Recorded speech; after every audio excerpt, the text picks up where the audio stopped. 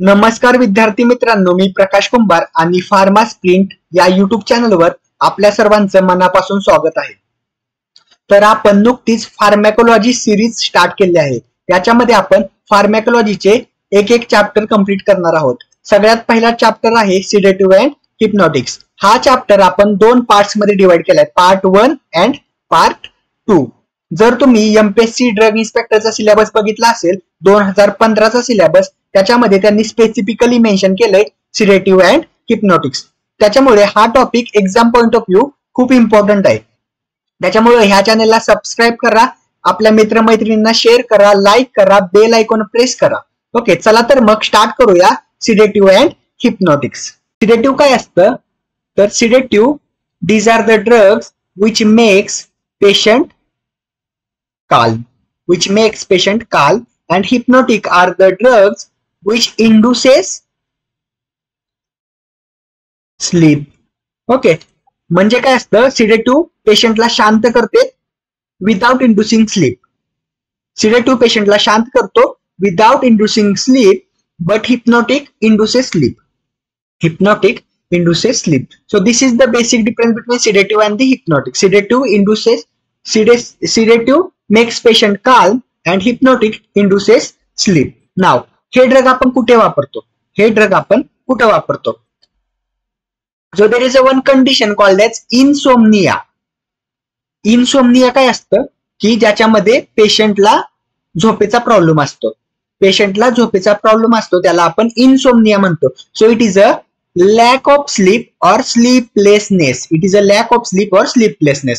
So इन्सोमनियाच्या केसमध्ये आपण सिडेटिव्ह आणि हिप्नॉटिक ड्रग यूज करतो. Okay, now see what are the different types of insomnia. So there is a three types of insomnia. First one is called as transient insomnia. Second one is called as short term insomnia. Third one is called as chronic insomnia, also called as long term insomnia. Okay, so these are the different types of insomnia. Now, transient insomnia म्हणजे काय असतं? इथं पेशंटला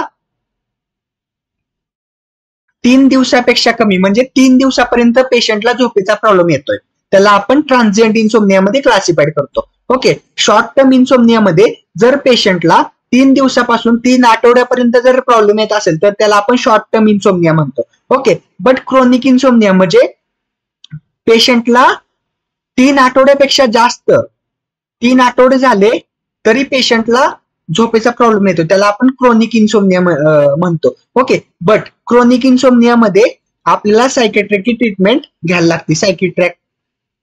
okay, सायकोलॉजिस्टला जायला लागतं आणि त्याची treatment घ्यायला लागते क्रोनिक इन्सोमनिया मध्ये. ओके, बट ट्रान्झिएंट आणि शॉर्ट टर्म मध्ये आपण ड्रग्स देऊ शकतो. ओके, तर कुठले ड्रग्स? जसं की आपलं सिडेटिव्ह आणि हिप्नॉटिक आपण ह्या केसमध्ये वापरू शकतो. ओके, तर ट्रान्झिएंट, शॉर्ट टर्म आणि क्रोनिक इन्सोमनिया. नाव ही इन्सोमनिया कशामुळे होऊ शकते? आपल्याला झोपेचा प्रॉब्लेम कशामुळे होऊ शकतो? तर there is a different types or different reason for insomnia. First one काय आहे की क्रॉसिंग टाइम झोन्स. याला आपण काय म्हणतो? जेट लॅग म्हणजे काय? समजा आपण आपल्या इंडियामधून समजा आपण दुसऱ्या देशात गेलो तर तिथला टाइम वेगळा आहे किंवा आपल्या इथला टाइम वेगळा आहे. ओके, त्याच्यामुळे जर पेशंटला नींद येत नाही, त्याच्यामुळे पेशंटला झोप येत नाही. इथला टाइम वेगळा आहे, तिकडचा टाइम वेगळा आहे, त्याच्यामुळे झोप येत नाही, त्याला आपण जेट लॅग म्हणतो. ओके, किंवा क्रॉसिंग टाइम झोन, त्याला आपण जेट लॅग म्हणतो. नाव दुसरा, आपण रात्री उशिरापर्यंत मोबाईल वापरतो, त्याच्यामुळे जी मोबाईलची लाईट आहे ना त्याचा पण इफेक्ट आपल्या झोपेवरती होतो. ओके, तो पण रिझन असू शकतं की इन्सोमनियाचं. नाव तिसरं काय आहे बघा की ट्रेस. जर समजा आपण एक्झामचा स्ट्रेस घेतला किंवा कुठल्या दुसऱ्या गोष्टीचा स्ट्रेस घेतला तरी पण आपल्याला इन्सोमनिया होऊ शकतं. नाव चौथा, अल्कोहोल म्हणा, स्मोकिंग म्हणा किंवा कॅफिन म्हणा, हे काय आहेत? सीएनएस स्टिम्युलंट आहेत. त्याच्यामुळं सीएनएस स्टिम्युलंट राहिल्यामुळे आपला ब्रेन कंटिन्युअसली ऍक्टिव्ह असतो. ओके, त्याच्यामुळे पण इन्सोमनिया होऊ शकतो, आपल्याला झोप लागत नाही. ओके, नाव हेवी फूड. जर आपण जास्त खाल्लेलं असलं तरी पण आपल्याला झोप लागत नाही, हे पण कारण असू शकतं इन्सोमनियाचं. नाव मेडिसिन्स. काय डिफरंट ड्रग्ज असतात जसं की सीएनएस स्टिम्युलंट मेडिसिन्स असतात, त्याच्यामुळे पण आपल्याला झोप लागत नाही, हे पण एक रिझन असू शकतं इनसोमनियाचं. ओके, नाव एन्व्हायरमेंटल फॅक्टर, कधी जास्तच गरमी आहे, कधी जास्तच थंडी आहे, त्याच्यामुळे पण आपल्याला झोप लागत नाही. ओके, त्याच्यामुळं हे पण रिझन असू शकतं एन्व्हायरमेंटल फॅक्टर्स इनसोमनियाचं. Now uncomfortable pillow or uncomfortable bed, जर आपण झोपेची जागा चेंज केली तरी पण कधी कधी आपल्याला झोप लागत नाही, एखाद्या नवीन ठिकाणी आपण झोपलो तरी पण झोप लागत नाही, हे पण रिझन असू शकतं इनसोमनियाचं. So these are the different causes of insomnia. ह्या सगळ्या इनसोमनियामध्ये म्हणजे इनसोमनियाच्या ट्रीटमेंटसाठी आपण सिडेटिव्ह आणि हिप्नोटिक ड्रग यूज करतो. Understood? Now see the definition, a drug or substance that slow down the central nervous system.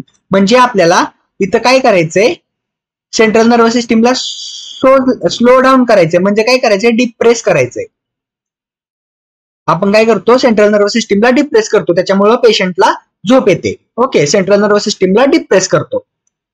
So it calms the patient, it relieves the anxiety and help them to sleep. Help them to sleep but without inducing sleep. म्हणजे काय असतं, सिडेटिव्ह फक्त पेशंटला शांत करते, सिडेटिव्ह पेशंटला फक्त शांत करतो आणि झोप कोणामुळे येते, a drug or substance which induces sleep, these are called as hypnotic. Hypnotic मुळे पेशंटला झोप येते. सिडेटिव्ह मुळे पेशंट शांत होतो, हिप्नॉटिक मुळे पेशंटला झोप येते. अंडरस्टूड? नाव सी सर, जर आपण सिडेटिव्हचा हाय डोस घेतला, तर आपल्याला हिप्नॉटिक इफेक्ट भेटतो. हिप्नॉटिक इफेक्ट म्हणजे काय, की झोप येणे.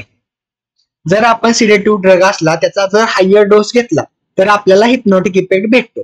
नाव जर हिप्नॉटिकचा आपण लोअर डोस घेतला तर सिडेटिव्ह इफेक्ट भेटतो. म्हणजे जर समजा 10 mg हा सिडेटिव्हचा डोस आहे, तर आपण जर तिथं 20 mg घेतला तर आपल्याला 10 mg मध्ये पेशंट शांत होईल, 20 mg मध्ये पेशंटला झोप येईल. सिमिलरली जर 20 mg हिप्नॉटिकचा डोस असला, 20 mg मध्ये जर पेशंटला झोप येत असली, जर आपण 10 mg घेतला तर 10 mg मध्ये फक्त पेशंट शांत होणार. त्याच्यामुळं sedative in higher dose act as an hypnotic and hypnotic in lower dose act as a sedative. Okay, so difference between sedative and hypnotic is clear. Sedative makes patient calm and hypnotic induces sleep. तर सगळ्यात महत्वाचं काय करायचं आपल्याला सिडेटिव्ह आणि hypnotic मध्ये, पेशंटला normal किंवा नॉर्मल पर्सनला स्लीप कशी येते, ज्यावेळेस पेशंटचा ब्रेन डिप्रेस होतो त्यावेळेस, ज्यावेळेस पर्सनचा ब्रेन डिप्रेस होतो त्यावेळेस आपल्याला झोप येते. ओके, तर याच्यासाठी आपल्या ब्रेन मध्ये एक इनहिबिटरी न्यूरोट्रान्समीटर आहे. The inhibitory neurotransmitter is called as GABA. Gamma aminobutyric acid is the inhibitory neurotransmitter in the central nervous system. तर what is the function for GABA? GABA काय करतो, सीएनएस ला डिप्रेस करतो किंवा ब्रेनला depress करतो, त्याच्यामुळे आपल्याला झोप येते. GABA is the most inhibitory neurotransmitter in the central nervous system. Now अजून एक न्यूरोट्रान्समीटर असतं, त्याला आपण काय म्हणतो, glutamate. Glutamate is the stimulatory neurotransmitter or excitatory neurotransmitter. Stimulatory or excitatory neurotransmitter in central nervous system is called as glutamate, and inhibitory neurotransmitter in the central nervous system is called as GABA. Okay, so difference between GABA and glutamate. Glutamate काय करतं, CNS ला stimulate करतं. गाबा काय करतं, CNS ला inhibit करतं. आणि आपल्याला जर झोप हवी असेल तर आपल्याला सीएनएस ला इनहिबिट करायचे, ब्रेनला डिप्रेस करायचे, सीएनएस ला डिप्रेस करायचे. त्याच्यामुळं GABA is plays an important role in the sleep.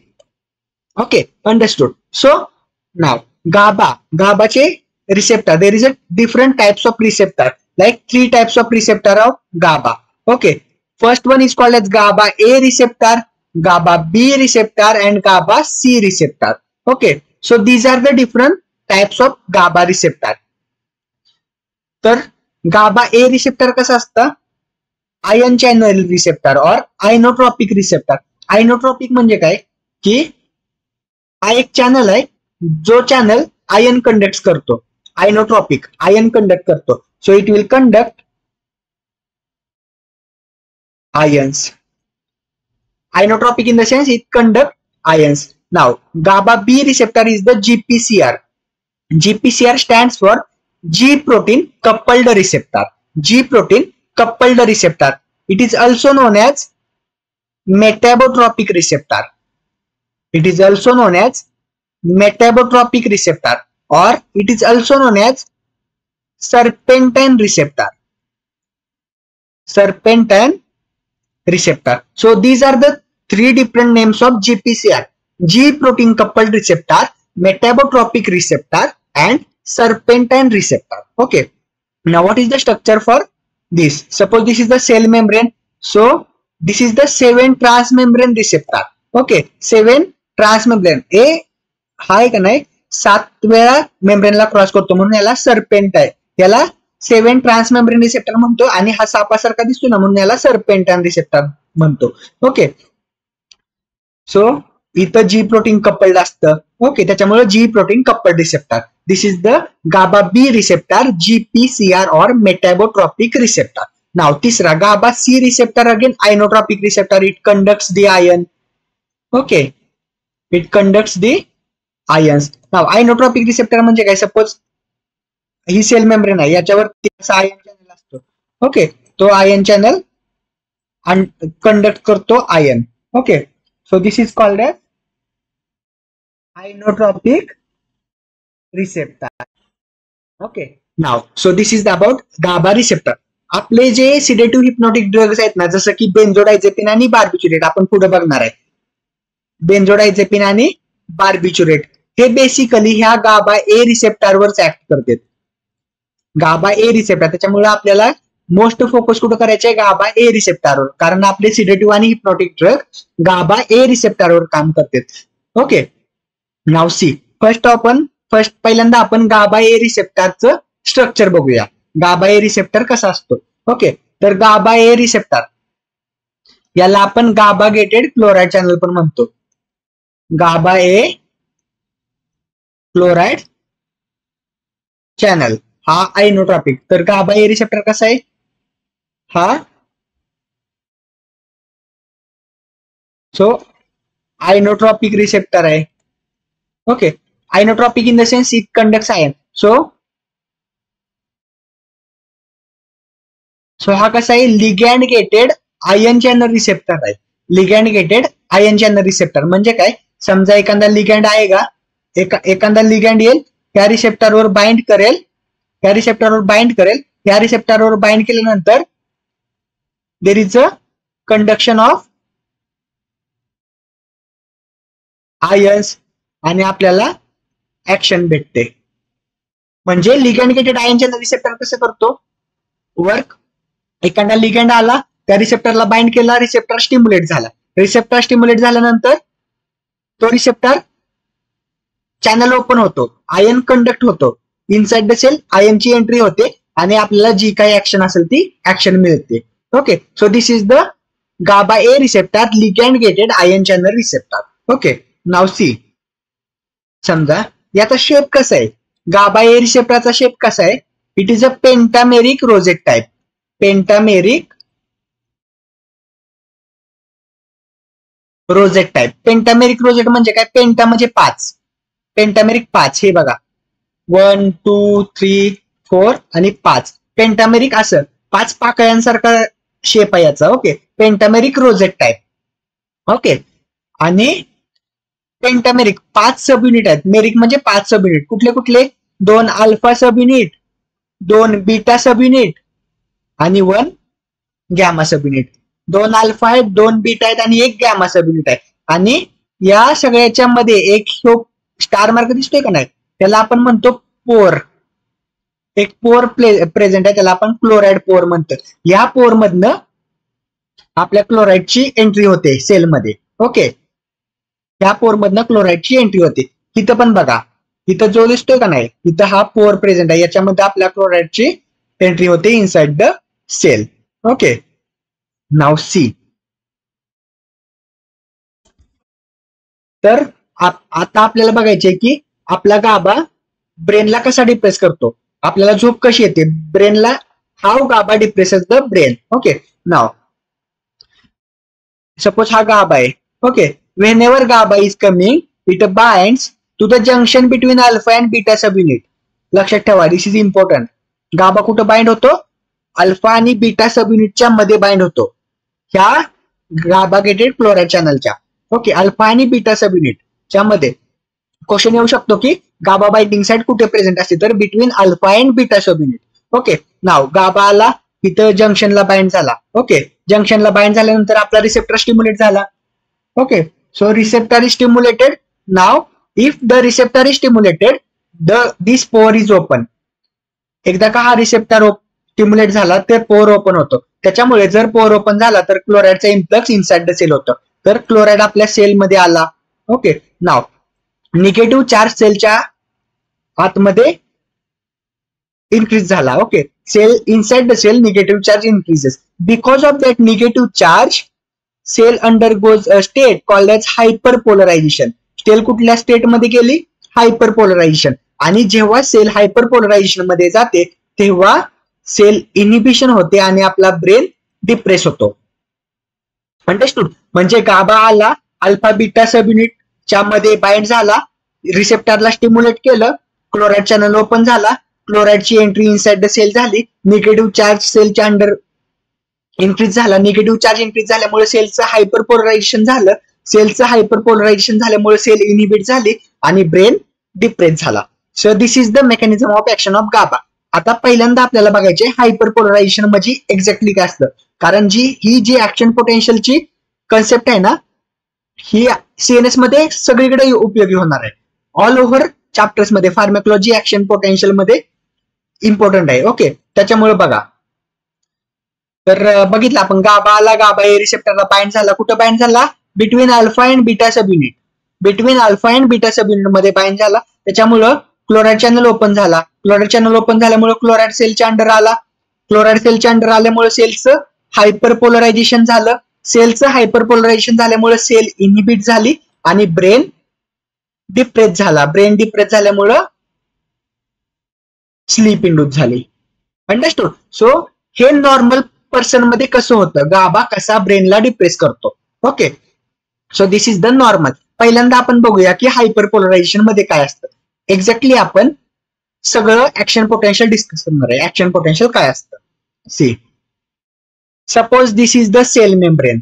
He cell membrane आहे, ब्लॅक कलर. ही जी सेल मेम्ब्रेन आहे ना, सेल मेम्ब्रेन आहे. नाव एक्स्ट्रा सेल्युलर फ्लूइड, हे सेलच्या बाहेर आहे. एक्स्ट्रा सेल्युलर फ्लूइड कुठलं कॉन्सन्ट्रेशन जास्त असतं? सोडियम जास्त असतो. Extra cellular fluid there is a high concentration of sodium. Now intracellular fluid, intracellular fluid there is a high concentration of potassium. This is also important for exam point of view. Intracellular fluid कुठला आयनचं concentration जास्त असतं? तर पोटॅशियमचं जास्त असतं. आणि extra cellular fluid मध्ये कुठलं असतं? तर सोडियमचं जास्त असतं. Okay, now extracellular fluid there is a high concentration of sodium, so that's why outside the cell we charge, outside the cell there is a positive charge. Okay, but intracellular fluid there is a high concentration of potassium, but still inside the cell there is a negative charge. Why? सेलच्या आतमध्ये potassium charge आहे. Potassium आयनचं concentration जास्त आहे, potassium पण positive आहे, तरी पण सेलच्या अंडर निगेटिव्ह चार्ज का असतो? तर याला एक रिझन आहे, सेलच्या under different negatively charge proteins असतात. असे निगेटिव्हली चार्ज प्रोटीन सेलच्या अंडर प्रेझेंट असतात. हे निगेटिव्हली चार्ज प्रोटीन ह्या सेलमधून सेलला इम्परमिएबल असतात. हे सेलच्या बाहेर जाऊ शकत नाहीत, ते ऑलवेज सेलच्या आतमध्येच प्रेझेंट असतात. ओके, त्याच्यामुळं हे negative charge protein dominates the positive charge of potassium, so that's why inside the cell negative charge. Okay, now this is the basic. Now see in action potential. Action potential,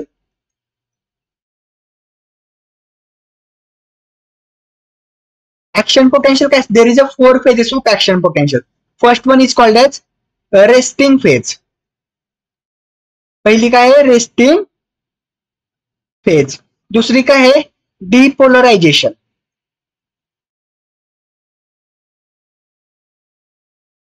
दुसरी डिपोलरायझेशन.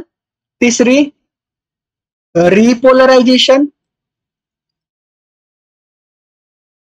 And चौथी हायपरपोलरायझेशन, जी की आपण मगाशी बघितलेली. आपण one by one एक एक बघणार आहे की रेस्टिंग फेज मध्ये काय असतं, डिपोलरायझेशन काय असतं, रिपोलरायझेशन काय असतं आणि हायपरपोलरायझेशन काय असतं. नाव सगळ्यात पहिल्यांदा आपण बघूया की डिपोलरायझेशन काय असतं. समजा रेस्टिंग स्टेटला बघितलं, रेस्टिंग स्टेटला आपण काय काय बघितलं की inside the cell negative charge, inside the cell potassium ज्यादा, आउटसाइड द सेल सोडियम ज्यादा, त्याच्यामुळं outside the cell positive charge. Okay, now see याच्यावरती असे चॅनल प्रेझेंट असते, त्याला आपण म्हणतो सोडियम चॅनल. आणखीन पोटॅशियमचे पण चॅनल असतात, सोडियमचे आणि पोटॅशियम चॅनल असतात प्रेझेंट सेलमध्ये आपल्या. तर बघा आता रेस्टिंग स्टेट, रेस्टिंग स्टेटला आपल्याला सेलवरती कुठला स्टिम्युलस नाहीये, रेस्टिंग स्टेटमध्ये सेलवरती कुठला स्टिम्युलस नाहीये. तर रेस्टिंग स्टेटला सेलचं पोटेन्शियल काय असतं, तर रेस्टिंग स्टेटला सेलचं पोटेन्शियल असतं -70 millivolt. So in a resting state there is no any stimulus in the cell, so that's why the resting membrane potential of cell is called as -70 millivolt in case of neuron. But in case of cardiac it is -90 millivolt. हार्टच्या केसमध्ये किती असतं, -90 millivolt resting membrane potential. ज्यावेळेस सेलवर कुठलाही stimulus नाहीये, सेलच्या under negative charge आहे, सेलच्या बाहेर पॉझिटिव्ह चार्ज आहे, आणि रेस्टिंग मेम्ब्रेन पोटेन्शियल किती आहे, -70 मिलीव्होल्ट न्यूरॉनच्या केसमध्ये, आणि कार्डियकच्या केसमध्ये किंवा हार्टच्या केसमध्ये -90 मिलीव्होल्ट. नाव हे रेस्टिंग सेल. आता समजा मी सेलला स्टिम्युलेट केला, स्टिम्युलेट केल्यानंतर काय होतं, तर सेलवरती सोडियम चॅनल असतात. ओके, तो स्टिम्युलेट केल्यानंतर सोडियम बाहेर जादा होता, त्याच्यामुळे सोडियम चॅनल ओपन होते, आणि सोडियम सेलच्या अंडर यायला लागतो. आणि ऑलरेडी आपल्याला माहिती आहे पोटॅशियम सेलच्या आतमध्येच प्रेझेंट आहे. तर पोटॅशियम आणि सोडियमचा पॉझिटिव्ह चार्ज मिळून ह्या निगेटिव्हली चार्ज प्रोटीनवरती डॉमिनंट होतो. So this positive charge of sodium and potassium dominating the negative charge of this protein. So that's why inside the cell there is a positive charge now. मग depolarization मध्ये inside cell कुठला charge असतो, positive, आणि बाहेर कुठला झाला, negative. Okay, so this process is called as depolarization. Okay, आणि depolarization सेलचं potential किती असतं, +30 मिलीव्होल्ट, +30 मिलीव्होल्ट डिपोलरायझेशनला, त्याला आपण म्हणतो डिपोलरायझेशन. ओके, तर काय झालं डिपोलरायझेशन मध्ये, सोडियम चॅनल ओपन झाले, सोडियम चॅनल ओपनच झाल्यानंतर सोडियम सेलच्या अंडर आला, सोडियम सेलच्या आतमध्ये आला, तर सोडियमचा आणि पोटॅशियमचा पॉझिटिव्ह चार्ज त्या निगेटिव्ह चार्ज प्रोटीनला डॉमिनेट झाला, त्याच्यामुळे सेलच्या आतमध्ये पॉझिटिव्ह चार्ज आला आणि सेलच्या बाहेर निगेटिव्ह चार्ज आला. ओके, तर त्याला आपण म्हणतो डिपोलरायझेशन. डिपोलरायझेशन झालं, ऍक्शन पोटेन्शियल जनरेट झालं. अंडरस्टूड नाव. तर ऍक्शन पोटेन्शियल जनरेट झालं. आता +30 झाला का नाही सेलचा चार्ज, सेलचं पोटेन्शियल +30 झालं तर दोन प्रोसेस होते. एक तर काय होतं, आपलं सोडियम चॅनल इनऍक्टिव्हेट होतं, इनऍक्टिव्हेशन ऑफ सोडियम चॅनल, आणि दुसरं काय होतं की potassium channel open. Inactivation of sodium channel आणि पोटॅशियम चॅनल ओपन. मग आता सोडियम चॅनल इनऍक्टिव्हेट झाल्यामुळे आता आपल्याला सोडियम आतमध्ये यायचा बंद झाला. ओके, सोडियम आतमध्ये यायचा बंद झाला, पण पोटॅशियम चॅनल ओपन झाले. ओके, दुसरी प्रोसेस. सिमिलरली आता पोटॅशियम चॅनल ओपन झाले. ओके, तर पोटॅशियम माहिती आहे आपल्याला कुठे, सेलच्या आतमध्ये, सेलच्या आतमध्ये काय आहे, पोटॅशियम चॅनल. तर आता पोटॅशियम सेलच्या बाहेर गेला, पोटॅशियम सेलच्या बाहेर गेला. ओके, आता डबल बघा, पॉझिटिव्ह चार्ज सेलच्या बाहेर चाललाय, पॉझिटिव्ह चार्ज सेलच्या बाहेर जातोय, त्याच्यामुळं अगेन सेलच्या अंडर जो निगेटिव्ह चार्ज प्रोटीन आहे ना ते डॉमिनेट करणार पॉझिटिव्ह चार्जला, त्याच्यामुळे डबल सेलच्या अंडर कुठला चार्ज येतो, निगेटिव्ह चार्ज. सेलच्या बाहेर डबल कुठला, positive charge. Okay, so this process is called as repolarization. या प्रोसेसला आपण काय म्हणतो, रिपोलरायझेशन. म्हणजे काय काय बघितलं आपण बघा. रेस्टिंग स्टेटला सेलचं पोटेन्शियल किती आहे, -70 मिलीव्होल्ट. ज्यावेळेस आपण सेलला स्टिम्युलेट केला तर सोडियम चॅनल ओपन झाले. सोडियम चॅनल ओपन झाल्यामुळे बाहेर जो सोडियम होता तो सेलच्या आतमध्ये आला, त्याच्यामुळे सेलच्या आतमध्ये पॉझिटिव्ह चार्ज झाला आणि त्याला पोटेन्शियल किती झालं, +30 मिलीव्होल्ट. ओके, जर आता +30 झाल्या झाल्या दोन प्रोसेस होतील. एक तर सोडियम चॅनल इनऍक्टिव्हेट होतो आणि दुसरा पोटॅशियम चॅनल ओपन होतो. ओके, आता सोडियम आतमध्ये यायचा बंद झाला +30 झालं की, पण पोटॅशियम बाहेर जायला चालू झाला. ओके, जर पोटॅशियम सेलच्या बाहेर गेला, पोटॅशियम सेलच्या बाहेर गेला तर पॉझिटिव्ह चार्ज सेलच्या बाहेर चाललाय अजून. ओके, पॉझिटिव्ह चार्ज सेलच्या बाहेर चाललाय तर सेलच्या आतमध्ये डबल निगेटिव्ह चार्ज होतो. ओके, आणि निगेटिव्ह चार्ज प्रोटीन डॉमिनेट होतात पॉझिटिव्ह चार्जला, त्याच्यामुळे तीच प्रोसेस इज कॉल्ड एज रिपोलरायझेशन. आणि रिपोलरायझेशनला मेम्ब्रेन पोटेन्शियल किती असतं, अगेन -70 मिलीव्होल्ट होतं. डबल किती होतं, -70 मिलीव्होल्ट. ओके, सो रेस्टिंग स्टेटला -70 होतं, डबल सेल रेस्टिंग स्टेटला आली. Okay, again see. आता नेक्स्ट, जसं की +30 पोटेन्शियल झाले सोडियम चॅनल इनऍक्टिव्हेट झालं, तसं पोटॅशियम चॅनल इनऍक्टिव्हेट होत नाहीत. Okay, potassium channel late close होते, त्याच्यामुळे कंटिन्युअसली आपला पोटॅशियम सेलच्या बाहेर चाललाय. पोटॅशियम सेलच्या बाहेर जातोय continuously. Okay, positive charge more बाहेर जातोय, त्याच्यामुळे सेलच्या अंडर डबल निगेटिव्ह चार्ज होते. त्याच्यामुळं जर रिपोलरायझेशनला -70 होतं का नाही, ते -70 टू -90 होतं, -100 होतं, -90 -100 कडे सेलचं पोटेन्शियल जातं निगेटिव्ह, कारण पोटॅशियम कंटिन्युअसली बाहेर चाललाय. पोटॅशियम चॅनल -70 ला क्लोज होत नाहीत, कंटिन्युअसली पोटॅशियमचा इफ्लक्स चालूच असतो. ओके, त्याला म्हणतो आपण हायपर पोलरायझेशन. त्याला काय म्हणतो आपण, hyperpolarization. Okay, hyperpolarization म्हणतो ह्या स्टेटला. आणि हायपर पोलरायझेशन कशामुळे होतं, late closing of potassium channel. Late closing of potassium channel. Okay, so because of late closing of potassium, more positive charge will goes outside and cell inside the cell there is a more negative charge. म्हणजे simple terms मध्ये बोलायचं झालं तर ज्यावेळेस सेलच्या आतमध्ये जास्त negative charge असतो त्यावेळेस सेलचं हायपरपोलरायझेशन होतं आणि सेल इनहिबिट होती. Okay, now see, again most important thing, आपल्याला हायपरपोलरायझेशन झालं पण आपल्याला अजून डबल रेस्टिंग स्टेटला आणायचे, कारण आपल्याला दुसरा स्टिम्युलस डबल आला तर आपल्याला ऍक्शन भेटली पाहिजे. ओके, तर हे कोण मेंटेन करतं, तर नेचरनं याच्यासाठी एक पंप बनवलाय, त्याला आपण म्हणतो sodium potassium ATPase pump. Sodium potassium ATPase, हा सोडियम पोटॅशियम एटीपेज आहे. अजून एक असतो सोडियम H+ एटीपेज पंप, तो आपल्या स्टमक मध्ये प्रेझेंट असतो HCl ला. ओके, पेप्टिकल सर आपण जेव्हा बघणार आहे ना त्याच्यामध्ये तो sodium potassium H+. Okay, sodium H+ ATPase. Okay, त्याला आपण प्रोटॉन पंप म्हणतो, पण हा लक्षात ठेवा सोडियम पोटॅशियम एटीपेज पंप असतो. हा काय करतो, 2 पोटॅशियम सेलच्या आतमध्ये पाठवतो आणि 3 सोडियम सेलच्या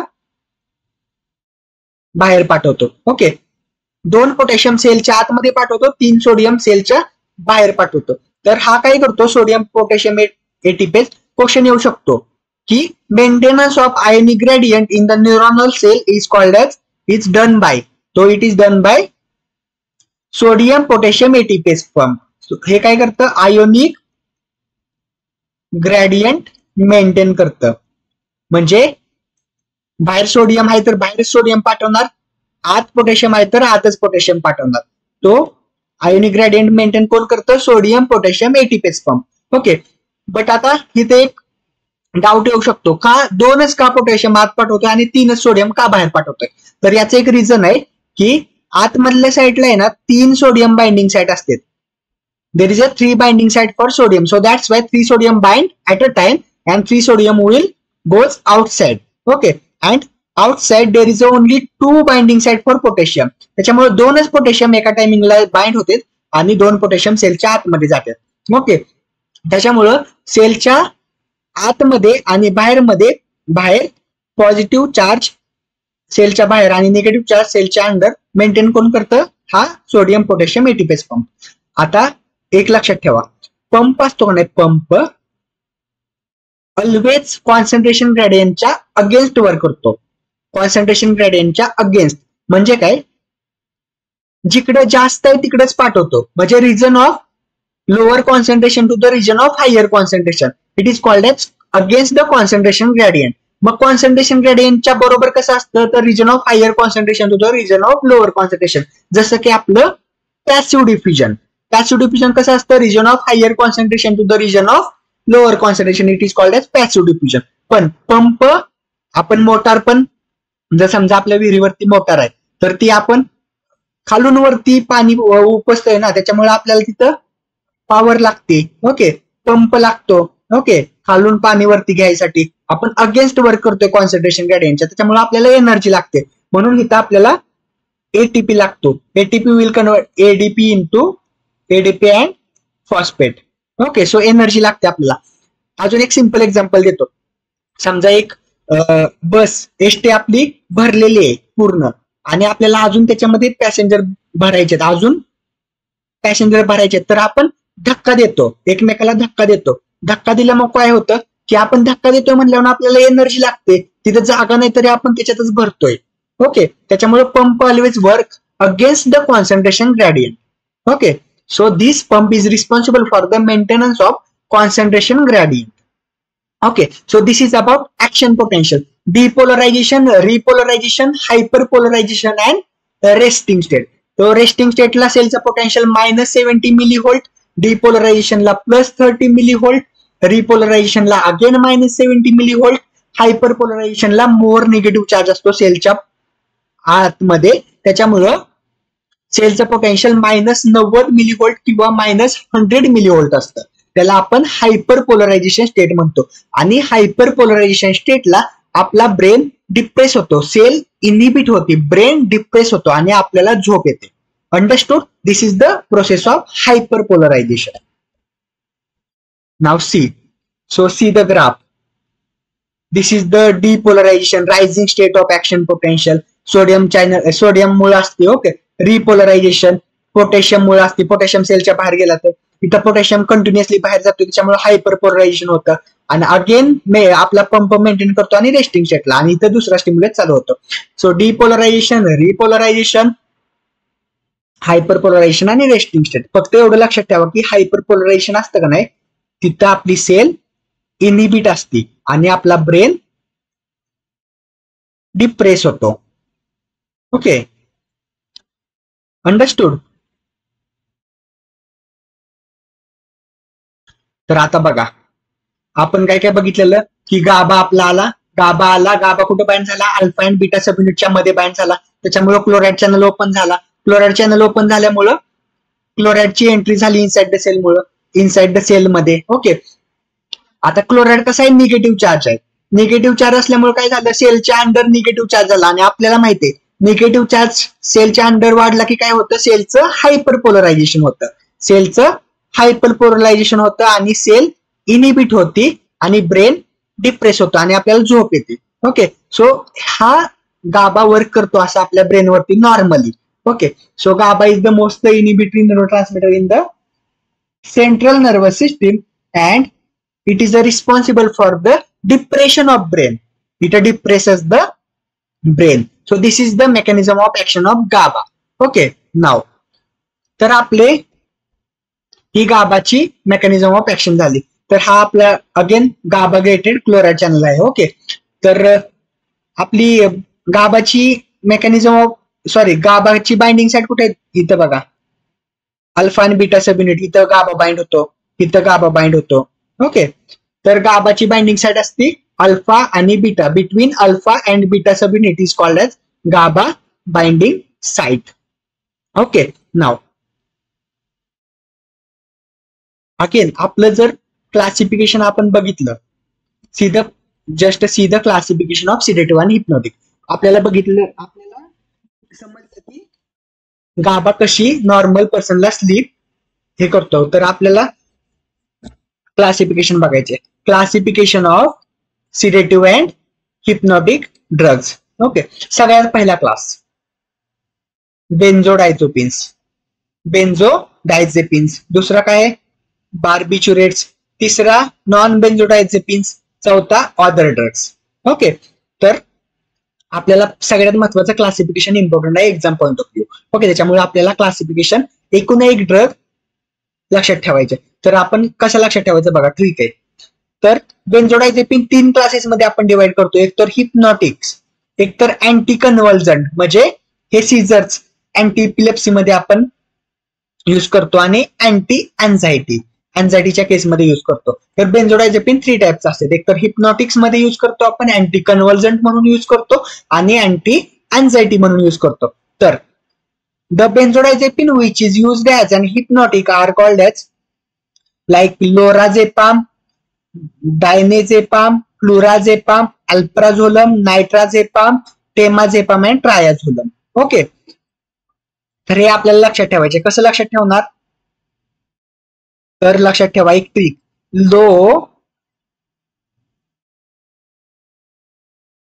दफन कर लो टीटीको. ओके, लो दफन कर लो टीटीको. लो दफन करा टीटीला. लो दफन कर लो टीटीको. लो दफन कर लो टीटीको. ओके, याच्यावरून आपण लक्षात ठेवू शकतो. लो दफन कर लो टीटीको. अँटी कन्व्हल्जंट बेन्झोडायझेपिन कुठला आपण अँटी कन्व्हल्जंट म्हणून यूज करतो, जस्ट रिमेंबर डीएलसीसी. डीएलसीसी म्हणजे काय, डायझेपाम, लोराझेपाम, क्लोनाझेपाम आणि क्लोबाझाम. डायझेपाम, लोराझेपाम, क्लोनाझेपाम आणि clobazam. DLCC. These are the drugs used as an anti-convulsant drug. Okay, anti anxiety मध्ये आपण लक्षात ठेवायचं, फक्त लक्षात ठेवा की ज्या पेशंटला अँझायटी होती तो काय खातो, ढोकळा खातो. काय खातो, ढोकळा. ज्या पेशंटला अँझायटी होती तो काय खातो, ढोकळा खातो. एवढं लक्षात ठेवा. ज्या पेशंटला अँझायटी होती तो काय खातो, ढोकळा. ढोकळा म्हणजे काय, D for diazepam, O for oxazepam, C for clonazepam, C for chlordiazepoxide, L for lorazepam, आणि A for alprazolam. So these are the drugs. These are the benzodiazepines are used as an anti-anxiety drugs. These are the anti-anxiety drugs. Okay. So this is about benzodiazepine. Benzodiazepine mechanism of action we will see in next part. Okay. First in that we will see only classification of sedative and hypnotic, and we will see the mechanism of action of other drugs like melatonin, ramelteon, suvorexant. Okay, see. So this is about classification of benzodiazepine. Like low dafan karlo TTCO, anticonvulsant, DLCC, anti-anxiety. ज्यांना anxiety होती ती काय खाते, ढोकळा खाते. Understood? Simple. Now, second one is called as barbiturates. So barbiturates, there is a 3 types: long acting barbiturates, short acting barbiturates आणि ultra short acting barbiturates. Okay, basically barbiturates आपण आता use करत नाही, फक्त 2च करतो. एक आपला थायोपेंटोन आणि फेनोबार्बिटॉल. हे 2च करंटली क्लिनिकली आपण यूज करतो, थायोपेंटोल आणि फेनोबार्बिटॉल. बाकी बार्बिच्युरेट आपण यूज करत नाही. काय यूज करत नाही ते आपण नेक्स्ट पार्ट मध्ये बघूया. ओके, तो long acting barbiturate is the phenobarbital is the long acting. Okay, now कसं लक्षात ठेवायचं बघा. अरोमॅटिक रिंग आहे फेनो म्हणजे अरोमॅटिक आहे. हे मोठं स्ट्रक्चर वाटतंय का नाही, फेनो म्हणजे मोठं वाटतंय ना, फेनॉल. त्याच्यामुळं long acting is a phenobarbital. Now short acting काय, ब्युटो आणि पेंटो. हे अलिफेटिक, बिटल ग्रुप किंवा पेंटाइल ग्रुप. ओके, त्याच्यामुळे हे शॉर्ट ऍक्टिंग. आणि ultra short acting very very very important. Thiopentone आणि मिटोहेक्झिटोन हे नाव लक्षातच ठेवायचे. अल्ट्रा शॉर्ट ऍक्टिंग थायोपेंटोन आणि मिटोहेक्झिटोन. ओके, हे दोन एक्झाम्पल आहेत अल्ट्रा शॉर्ट ऍक्टिंग. ओके, नाव हे आपण कन्सेप्ट आधी आपण क्लासिफिकेशन बघू आणि नंतर याची कन्सेप्ट बघू बार्बिट्रेटची. ओके, नाव न्यूअर बेन्झोडायझेपिन याला आपण काय म्हणतो, other names atypical benzodiazepine. Atypical benzodiazepines. Okay, atypical benzodiazepine also known as Z compound. Z compound का आपण झेड म्हणतो, प्रत्येक नेम मध्ये झेड आहे. ओके, त्याच्यामुळे आपण झेड कंपाऊंड म्हणतो. एटिपिकल बेन्झोडायझेपिन आणि झेड कंपाऊंड किंवा नॉन बेन्झोडायझेपिन. ओके, सगळ्यात इम्पॉर्टंट क्लास आहे हा. आपण करंटली क्लिनिकली सगळे ड्रग हेच यूज करतात आपण मॅक्सिमम. ओके, तर एक्झाम्पल आहे झोपिक्लोन, इसझोपिक्लोन, झोल्पिडोम, झेलेप्लॉन, इथिओझोलम. ओके, झोपिक्लोन, एसझोपिक्लोन, झोल्पिडेम, झेल्प्लॉन, इथिओझोलम हे डिफरंट ड्रग आहेत. नॉन बेन्झोडायझेपिन और एटिपिकल बेन्झोडायझेपिन और झेड कंपाऊंड. लक्षात ठेवायचं, झेड वरून स्टार्ट झालं किंवा झेड कंपाऊंड मध्ये नावामध्ये असलं तर ते झेड कंपाऊंड आहे. ओके, झेड वरनं बेसिकली स्टार्ट होत त्याला आपण झेड कंपाऊंड म्हणतो. नाव तिसरे अदर्स ड्रग काय काय यूज करतो आपण, एक ट्रायक्लोफॉस किंवा मेलॅटोनिन आणि रॅमेटिऑन आणि सुओरेक्झंट. ओके, याचे आपल्याला मेकॅनिझम ऑफ ऍक्शन बघायचे. तर आपण एका स्लाइड मध्ये mechanism of action of others drug बघूया.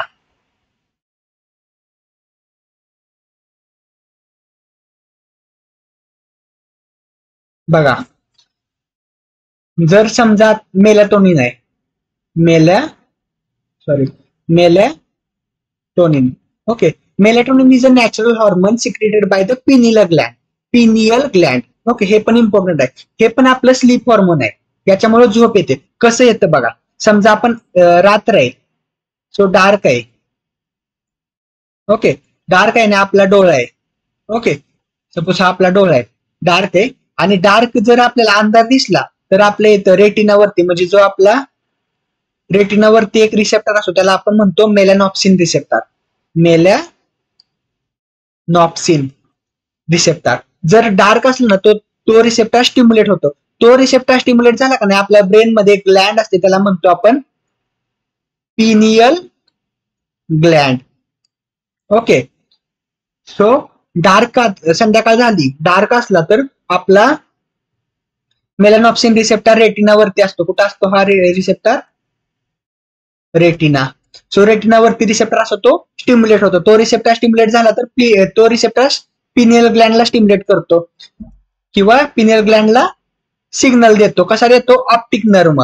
डोळ्यामध्ये म्हणल्यावर ऑप्टिक नर्व असते. So optic nerve through it send signal to the pineal gland. Pineal ग्लँडला सिग्नल गेला की पिनियल ग्लँड काय करते? मेलॅटोनिन सिक्रेट करते. सो इम्पॉर्टंट, मेलॅटोनिन कुठून सिक्रेट होतं? पिनियल ग्लँड पासून. आणि हा मेलॅटोनिन सिक्रेट झाल्यानंतर याचे दोन रिसेप्टर असतात.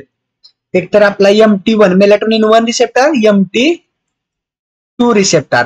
ओके, आणि MT1 रिसेप्टर ज्यावेळेस स्टिम्युलेट होतो त्यावेळेस आपल्याला झोप लागते. Okay, so melatonin is responsible for maintaining the circadian rhythm.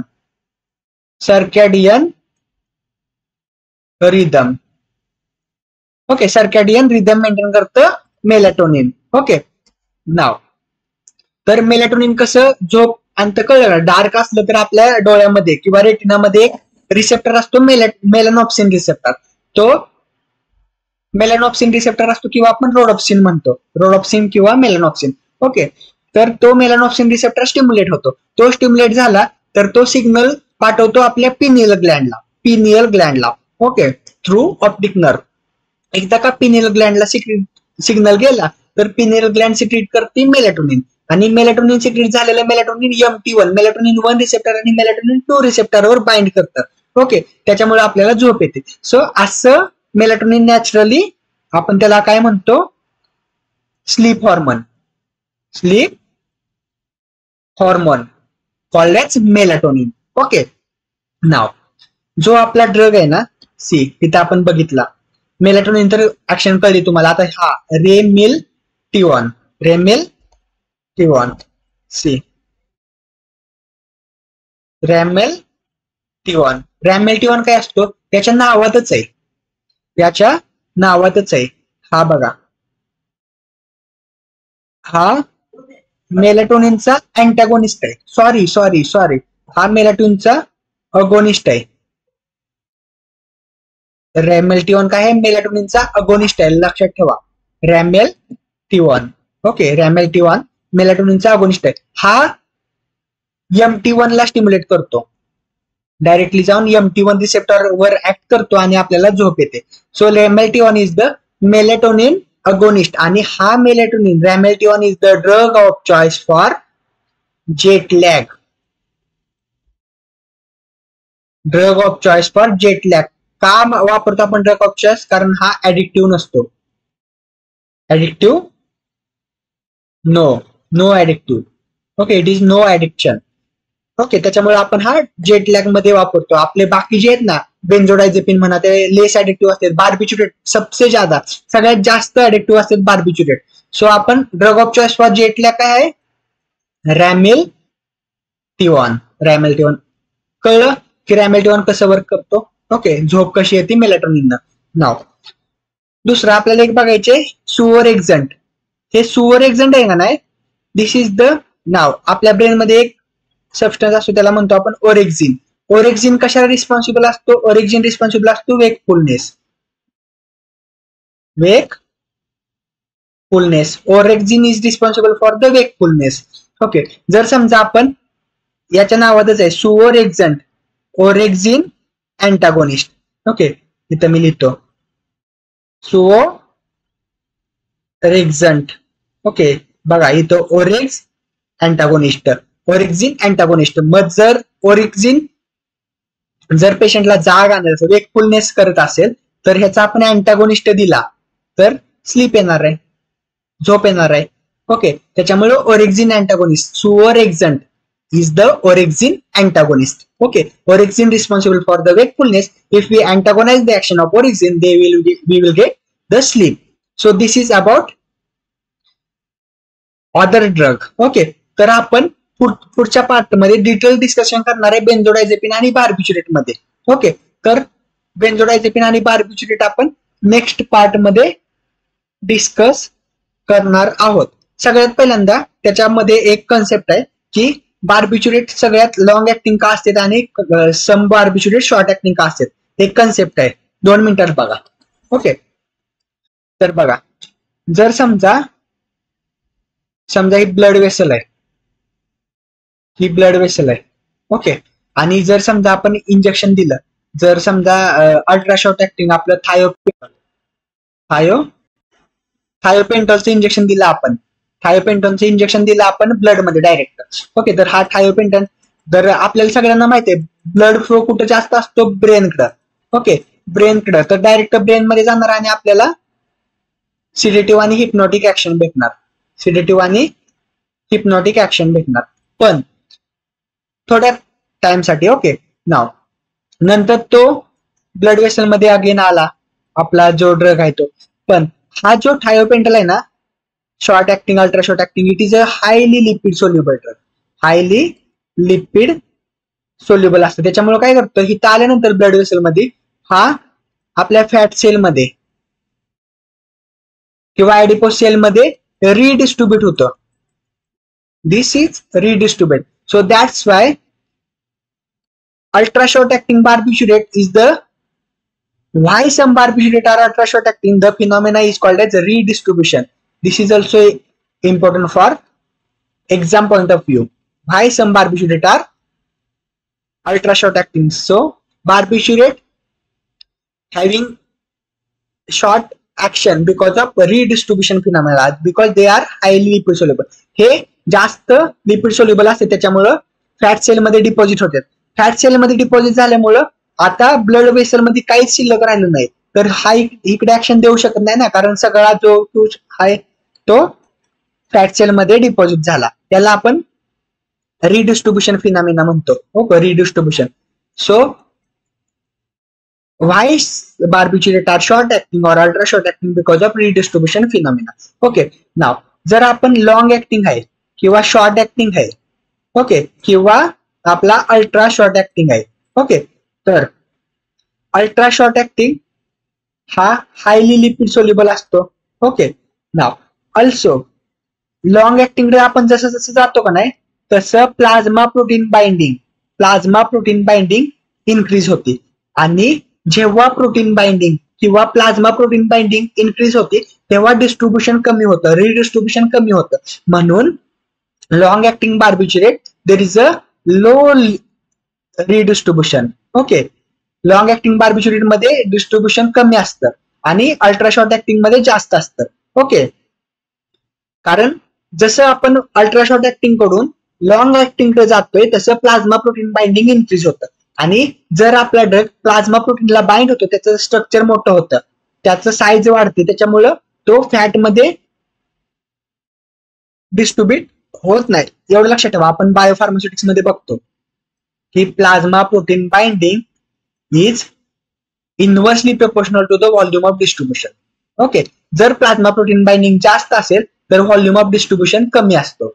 Okay, similarly here also long acting barbiturate are highly plasma protein bound, so that's why their distribution is कमी. त्याचं distribution कमी असतं, त्याच्यामुळं लॉंग ऍक्टिंग बार्बिच्युरेट आर, त्याच्यामुळे त्याचा effect long असतो. Okay, long acting barbiturate. So this is called as redistribution phenomena. Why thiopentol is an ultra short acting barbiturate? Because it is a redistributed into fat cell. Okay, so this is about classification of sedative and hypnotic. आता उद्याच्या lecture मध्ये किंवा next part मध्ये आपण बेन्झोडायझेपिनला detail मध्ये explain करणार आहे, बार्बिच्युरेटला detail मध्ये एक्सप्लेन करणार आहे. ओके, आपण बेन्झोडायझेपिन आणि बार्बिच्युरेट दोन्ही सायमल्टेनियसली एक्सप्लेन करणार आहे कंपॅरेटिव्हली वेने. ओके, आणि बेन्झोडायझेपिन किंवा एटिपिकल बेन्झोडायझेपिन आणि नॉन बेन्झोडायझेपिन झेड कंपाऊंडला आपण सेपरेटली डिस्कस करणार आहे. ओके, तर नेक्स्ट पार्ट मध्ये मॅक्सिमम 30 to 40 मिनिट्स मध्ये आपण हा पार्ट कम्प्लीट करू शकतो. आणि this is most important topics of Maharashtra drug inspector. तुम्ही जर सिलेबस कॉपी बघितली फार्मॅकोलॉजीची, ओके, फार्मॅकोलॉजी त्याचा सेक्शन बघितला, सेक्शन 1 मध्ये तिसरा पार्ट आहे फार्मॅकोलॉजीचा, त्याच्यामध्ये त्यांनी स्पेसिफिकली मेन्शन केले सिडेटिव्ह आणि हिप्नोटिक टॉपिक. त्याच्यामुळं याच्यामधून क्वेश्चन यायचे मॅक्सिमम चान्सेस आहेत बीआय एक्झामला. ओके, त्याच्यामुळे आपण एक ना एक पॉईंट याच्यामध्ये कव्हर केलाय. आता जो आपण इंट्रोडक्शन घेतलं ना इथपर्यंत, याच्यामध्ये मॅक्सिमम स्टँडर्ड बुक मधून जसं की केडीटी मधून आणि स्पर्श गुप्ता गर्गन गुप्ता मधून दोन्हीचं कॉम्बिनेशन यूज करून आपण हे स्लाइड्स प्रिपेअर केल्या होत्या. ओके, आणि इन्फॉर्मेशन सगळी याच्यामध्ये मेन्शन केली, याच्या बाहेर क्वेश्चन नाही जाऊ शकत. मॅक्सिमम सगळं कव्हर केलेलं आहे याच्यामध्ये. आता नेक्स्ट लेक्चर मध्ये आपण बेन्झोडायझेपिन आणि बार्बिच्युरेट डिटेल मध्ये डिस्कस करूया. Okay, thank you everyone.